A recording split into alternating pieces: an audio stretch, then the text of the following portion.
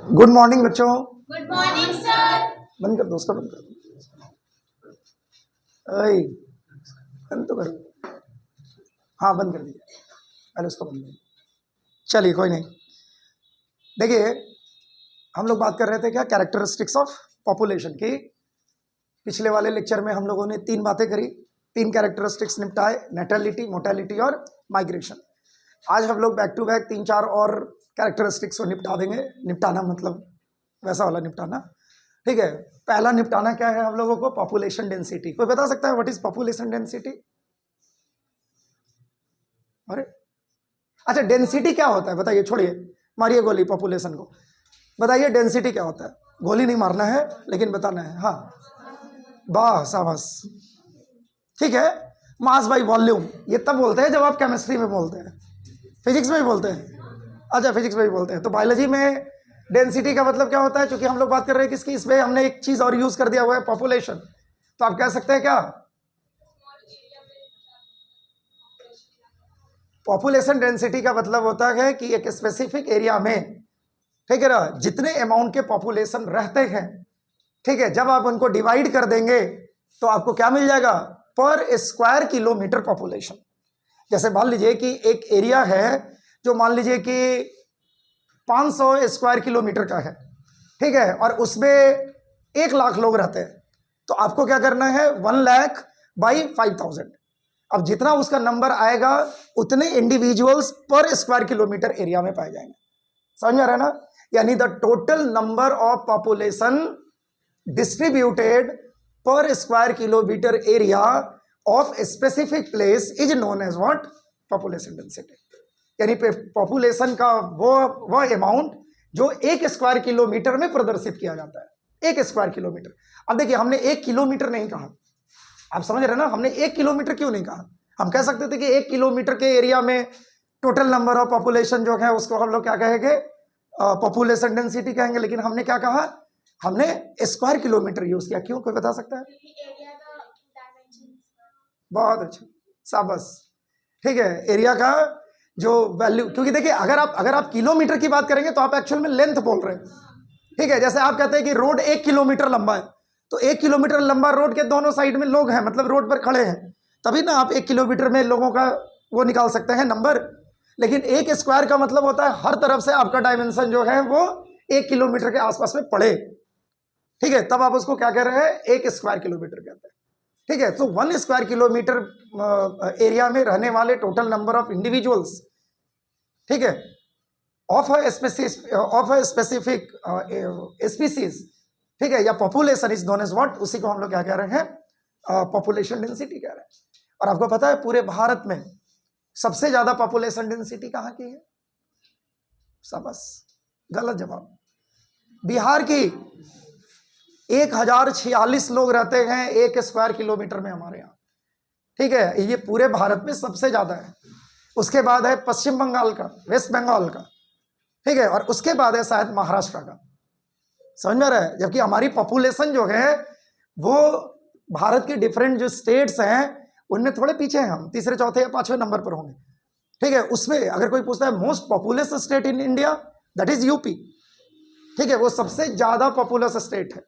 और दूसरे पर है आपका महाराष्ट्र। और अगर आप देखेंगे एरिया वाइज तो सबसे बड़ा स्टेट कौन सा है? राजस्थान, ठीक है, पहले भी राजस्थान था, अब भी राजस्थान है।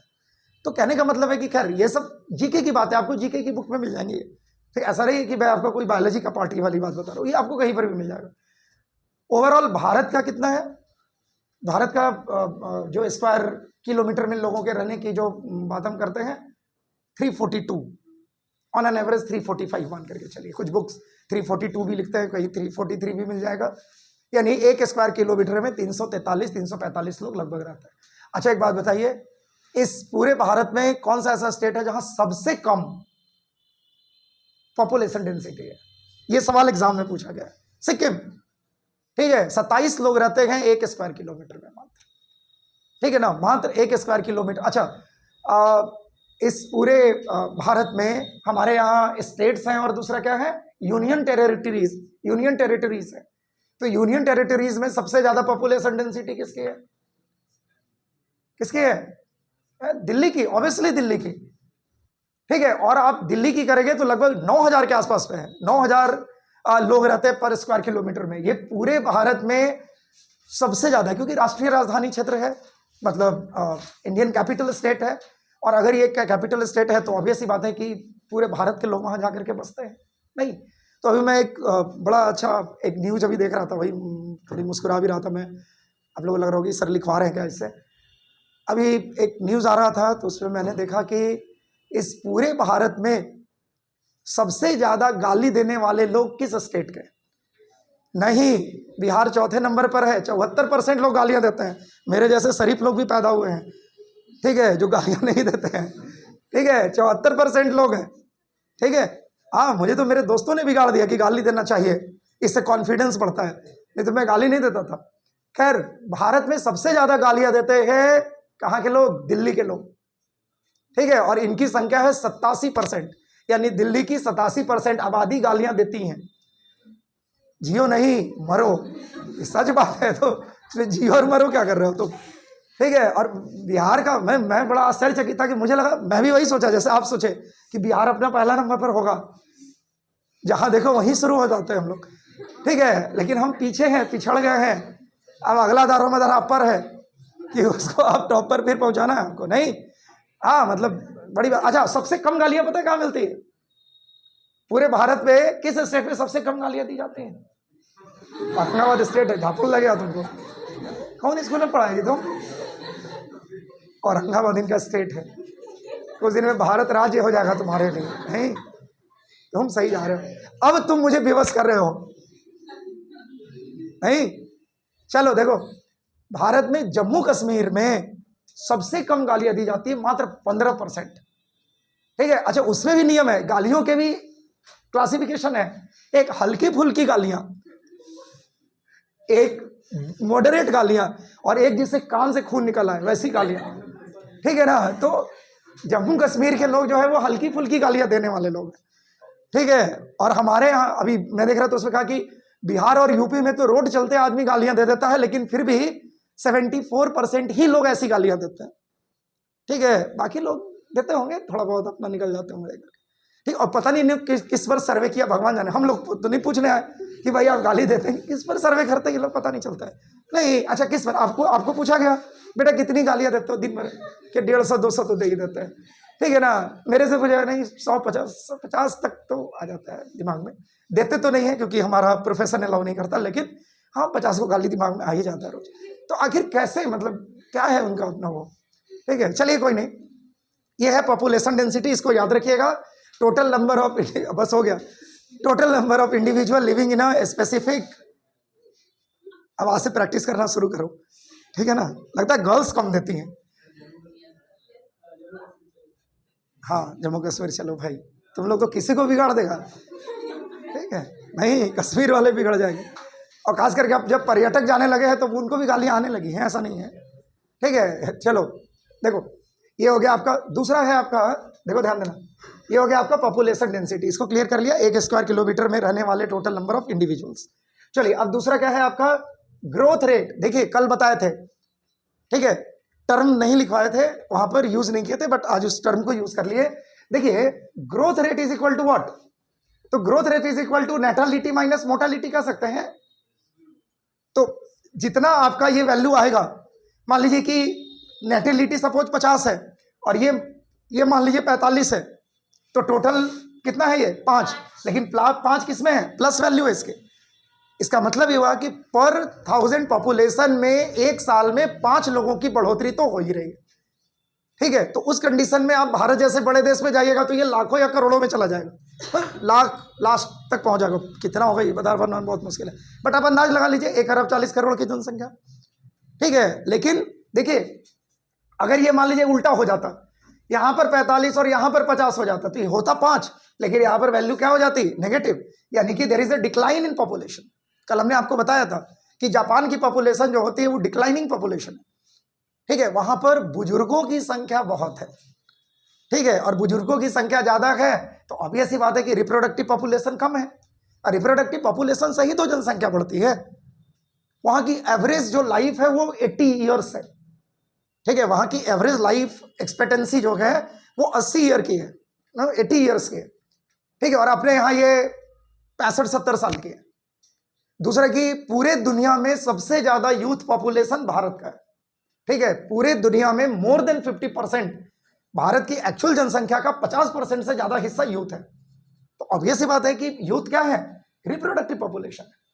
ठीक है, और यही रिप्रोडक्टिव पॉपुलेशन जो है ये अपने नंबर को बढ़ाते जा रहे हैं, और पॉपुलेशन में मतलब नंबर ऑफ इंडिविजुअल अगर कम भी वो रिप्रोड्यूस करे तो भी इतने नंबर ऑफ पॉपुलेशन है ये रिप्रोडक्टिव पॉपुलेशन की संख्या वापस से करोड़ों में चली जाती है। जैसे कल हमने कहा ना कि एक बच्चे या 2 बच्चे हैं, लेकिन 1-2 बच्चे भी अगर यूज होते जा रहे हैं और ऐड होते जा रहे हैं तो भी 50% से ज्यादा अगर रिप्रोडक्टिव, यानी कि लगभग 70 करोड़ की पॉपुलेशन, ऑन एन एवरेज हम मान लें 70 करोड़ की पॉपुलेशन जो है वो रिप्रोडक्टिव पॉपुलेशन है।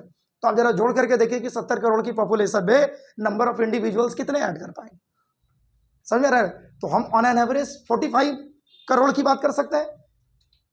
भाई रिप्रोडक्टिव पॉपुलेशन में 70 करोड़ अगर है तो ऑन एन एवरेज आप मान के चलेगा ना कि 50% पुरुष हैं, 50% महिलाएं हैं। 70 करोड़ के 70 करोड़ इंडिविजुअली थोड़ी रिप्रोड्यूस कर रहे हैं। तो उस कंडीशन में 45 करोड़, और आप ऐसे जोड़ लीजिए कि अगर 45 करोड़ लोगों के पास अगर 2-2 बच्चे भी हैं तो देख लीजिए 45 दूना कितना होता है, 90 करोड़ लोग ऐड हो रहे हैं। आप सोच करके देखिए, एक खतरनाक पॉपुलेशन इंक्रीमेंट है, जबकि नंबर ऑफ इंडिविजुअल्स तो ही ऑन एन एवरेज। समझ में आ रहा है ना? तो मैं एक रफ आपको एक समझाने के लिए एक बात बता रहा हूं कि किस तरीके से आप पॉपुलेशन ग्रोथ के वैल्यू को काउंट करते हो, कैसे आप उसको इंक्रीजिंग पॉपुलेशन या डिक्रीजिंग पॉपुलेशन या डिक्लाइनिंग पॉपुलेशन का नाम देते हो। ये बात समझ में आ रही है? चलिए, तो ये कंडीशन भी आपका निपट गया। अब आप देखिए नेक्स्ट क्या है आपके पास, बायोटिक पोटेंशियल। बायोटिक पोटेंशियल का मतलब क्या होता है?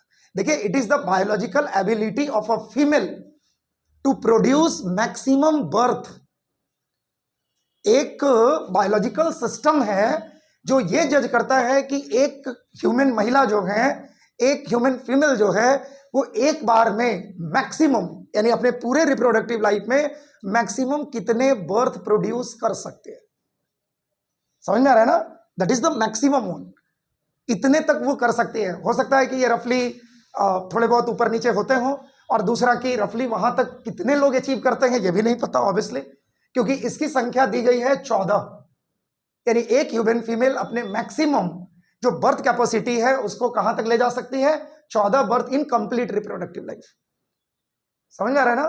तो उस कंडीशन में अगर आप 14 बर्थ को लेकर के भी काउंट करते हैं तो it is the maximum value, मतलब अब उससे ज्यादा आप सोच भी नहीं सकते।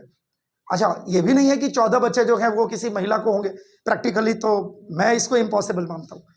ठीक है, हो सकता है पॉसिबल होंगे। देखिए, दुनिया में वीरों की धरती है ये, ठीक है ना?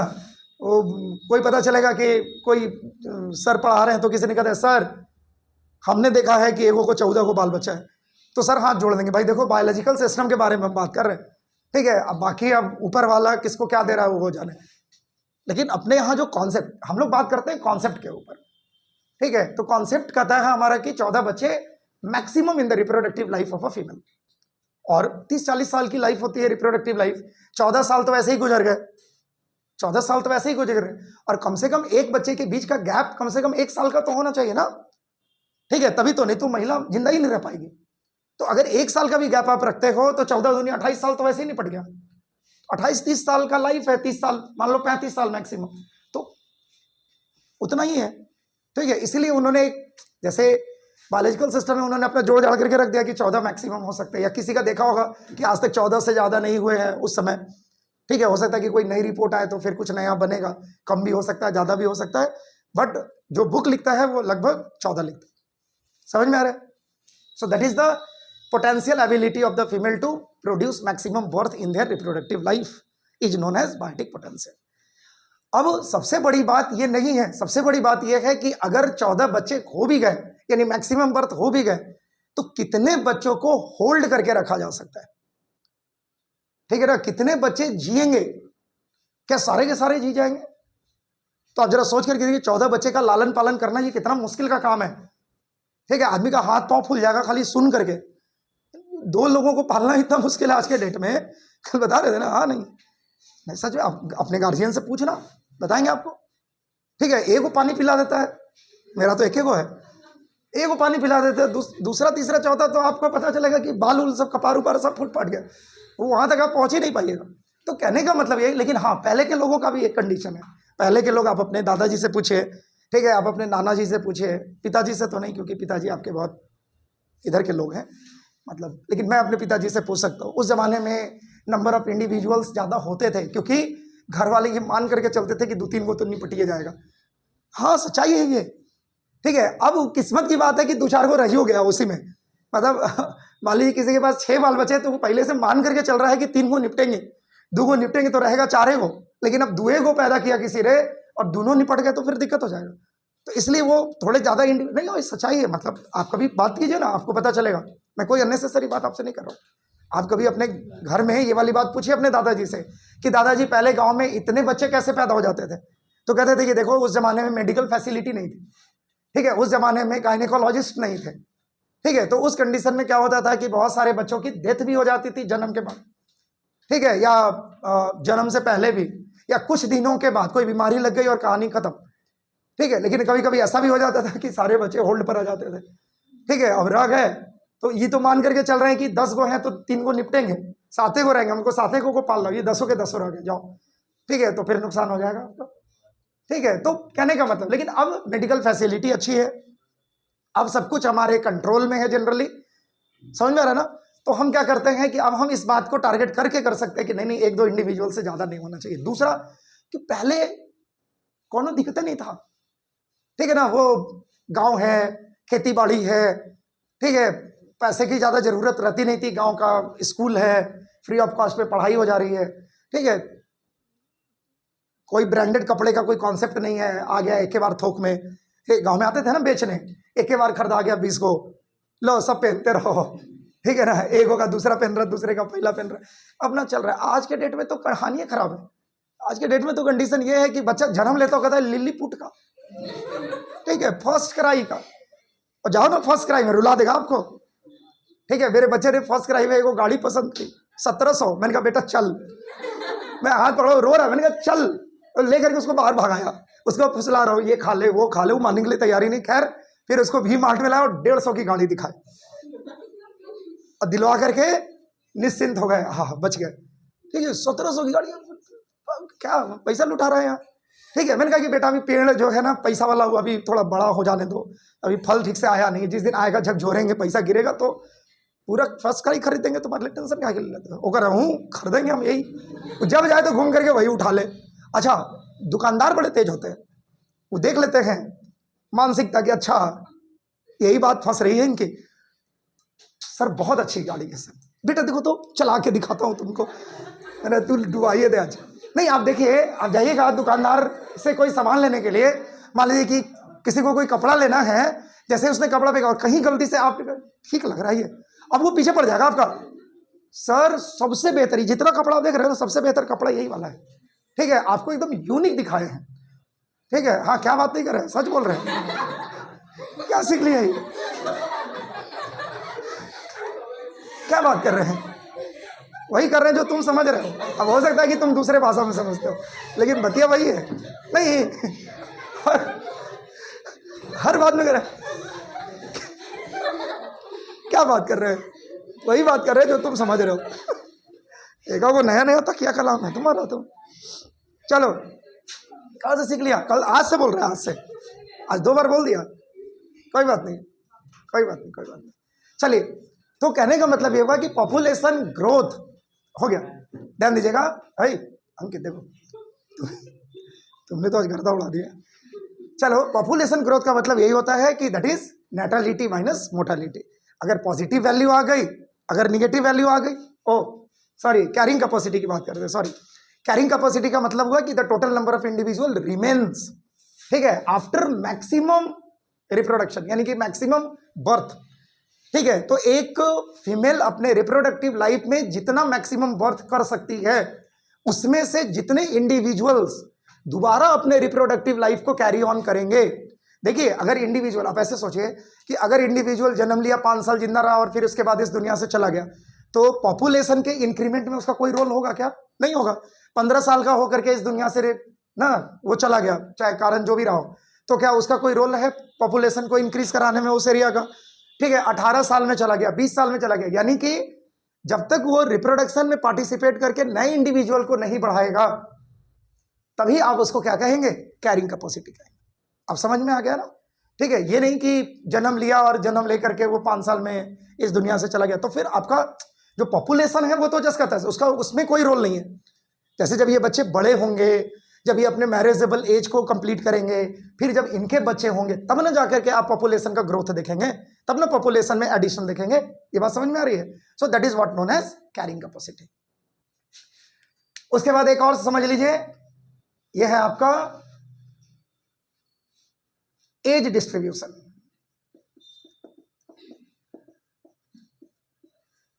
देखिए, एज को हम लोगों ने 3 ग्रुप में डिवाइड किया। पहला जो है उसको हम लोग कहते हैं प्री रिप्रोडक्टिव। Pre reproductive. दूसरे को कहा जाता है क्या? रिप्रोडक्टिव। पोस्ट है सबसे पहले रिप्रोडक्टिव। और तीसरे को कहा जाता है क्या? Post reproductive. नहीं, अब प्री रिप्रोडक्टिव का कोई रोल है क्या पॉपुलेशन को इंक्रीज कराने में? कोई रोल नहीं ऑब्वियसली। तो अगर प्री रिप्रोडक्टिव पॉपुलेशन की संख्या ज्यादा हो, प्री रिप्रोडक्टिव इंडिविजुअल की संख्या ज्यादा हो किसी पॉपुलेशन में, किसी जगह पर, किसी स्टेट में, किसी कंट्री में, तो उनका तो रोल ही नहीं है कुछ। तो वो किसी भी तरीके से पॉपुलेशन के इंक्रीमेंट में कोई रोल प्ले नहीं करने जा रहे हैं। और ये एज होती है 0 से लेकर के आजकल 20 साल तक। ठीक है, क्योंकि हमने मैरिजेबल एज को बढ़ा दिया है। ठीक है, और महिलाओं के मैरिजेबल एज को हमने 21 साल कर दिया। नहीं, अभी रिसेंटली हमने उसको थोड़ा और बढ़ा दिया। पहले 18 साल था तो हम लोग 0 to 18 करते थे, 0 to 17 करते थे, अब 0 to 20 हो गया। उसके बाद पुरुषों का भी एज जो है उसको बढ़ा करके हमने 23 से 24 साल कर दिया। समझ में आ रहा है? तो कहने का मतलब ये हुआ कि ये 0 to 18 के जगह पर अब हम लोग इसको 0 to 20, हालांकि बुक में 0 to 18 ही लिखा हुआ है। समझ में आ रहा है? उसके बाद क्या है? उसके बाद है आपका रिप्रोडक्टिव पॉपुलेशन। तो जो हमारे पास कॉन्स्टिट्यूशनल राइट है for the marriageable age, that is the age of 21 की एज है फीमेल की, 23-24 है मेल की। तो एवरेज आप मान करके चलिए 21 से लेकर के और आप 40 ईयर्स तक कर सकते हैं। 40 से ज्यादा भी होता है, ऐसा कोई नियम नहीं है, क्योंकि अभी रिप्रोडक्टिव लाइफ फीमेल की भी बची हुई है, वो जाती है 50 तक जा सकती है, लेकिन फिर भी 40-45 तक जाते जाते बस हो गया। तो यहाँ 20 से लेकर के 40-45 तक आप मैक्सिमाइज कर सकते हो उसको।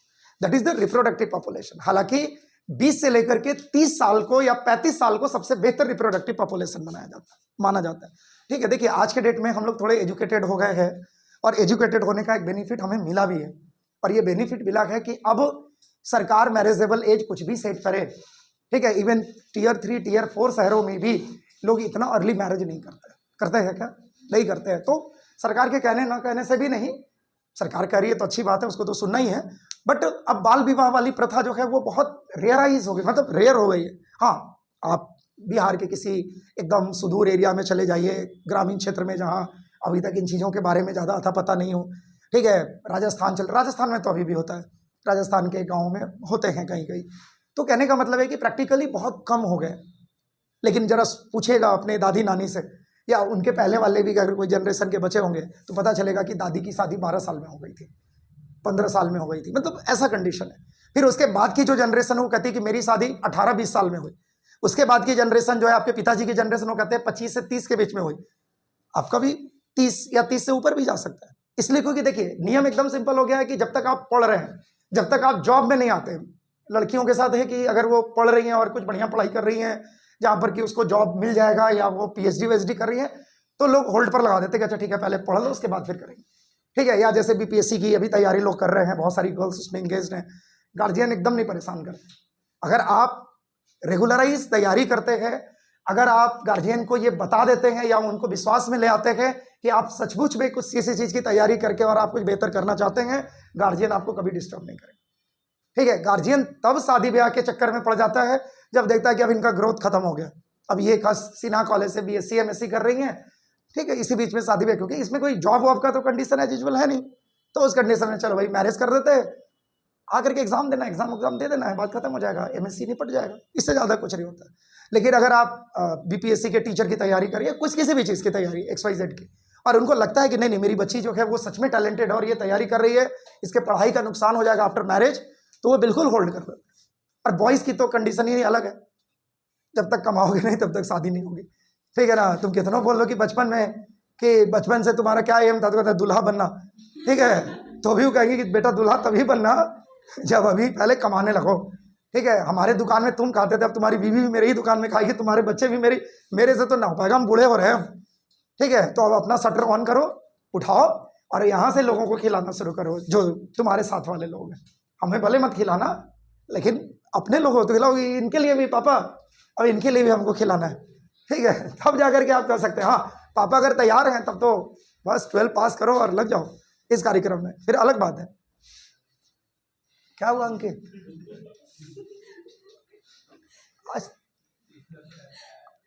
आज रोहित की जगह पर तुम आ गया है, कुछ नया नया काम तुम ही कर रहा है आज। वो बतियाने लगा, जैसे ही मैंने कहा कि बड़े होकर के क्या बनना है दूल्हा, तो वो इधर उधर बतिया रहा है। नहीं, अभी 15 साल रुको, अभी टेंशन नहीं लो तुम, ठीक है ना। चलो हम लोग बूढ़े होकर के तुम्हारी बाराती में जाएंगे, टेंशन मत लो। हाँ, कहाँ नहीं आएंगे, अरे जिंदा रहेंगे तो जरूर आएंगे। हाँ बिल्कुल बुलाना है। अच्छा, मैंने तैयार तो है। कौन तो कर रहा था साधु बन जाएंगे, तू ही बोल रहा था ना उस दिन। अभी कितने दिन पहले की बात है, ये देखिए इनका बयान बदल रहा है। कुछ दिन पहले बोला था ना, यहाँ पर बैठा हुआ था, पर सर साधु बन जाएंगे। कोई बात नहीं, कोई बात नहीं, नहीं प्लान चेंज कर लो, ठीक है, चलो कोई नहीं।